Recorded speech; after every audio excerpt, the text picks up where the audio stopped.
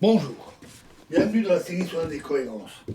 Donc nous avons expliqué, justifié le rejet de l'observateur privilégié dans la physique et ce rejet total du rôle privilégié de l'observateur dans la théorie doit aussi primer même en mécanique quantique, qui est une théorie physique. Si l'on regarde le formalisme de base de la mécanique quantique, on voit que celle-ci respecte bien cette règle. Aucun rôle particulier n'est attribué aux observateurs. Un système est décrit par un état qui appartient à un espace de Hilbert et il évolue indépendamment du point de vue de tel ou tel observateur. L'interprétation de la théorie se doit aussi de rejeter ce principe entropique puisqu'elle est le complément de cette théorie qui permet de lui donner un sens. Force est de constater que l'interprétation de Copenhague est fortement anthropique. Elle donne un rôle privilégié à l'observateur et même à l'être humain. Ceci est assez inévitable, puisque cette interprétation met l'accent principal sur la mesure qui, comme je l'ai dit précédemment, s'insère toujours dans un contexte particulier. Et le positivisme nous dit que seules les mesures ont une réalité physique. Pourtant, l'exemple de la relativité restreinte nous montre que cela n'empêche pas d'exprimer des lois générales indépendantes de l'observateur.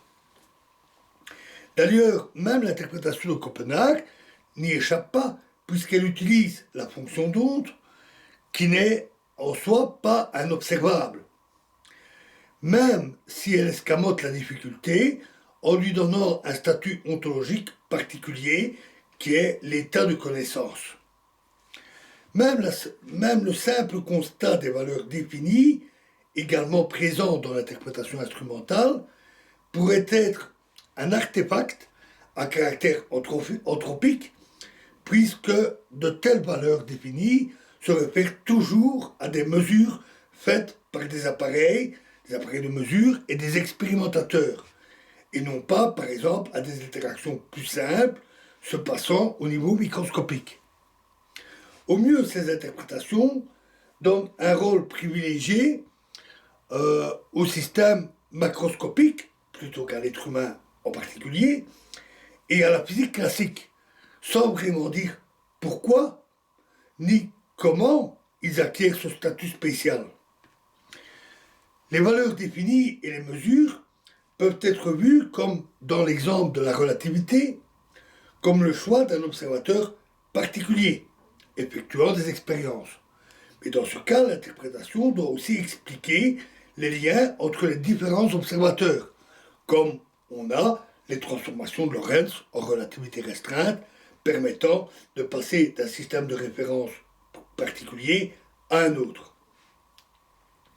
Et avoir à la base une interprétation plus basique, rejetant totalement le principe anthropique. L'interprétation de Copenhague échoue totalement dans ce rôle. Il est vrai qu'elle n'a pas été conçue dans cette optique. Au contraire, surtout au départ, on partait de la physique classique, où on avait une théorie plutôt étrange qu'il fallait expliquer. D'autres interprétations sont bien sûr possibles, et ça, nous verrons dans une autre série. Dans la prochaine vidéo, nous quittons le principe anthropique et nous allons comparer le réalisme et le positivisme. Je vous remercie.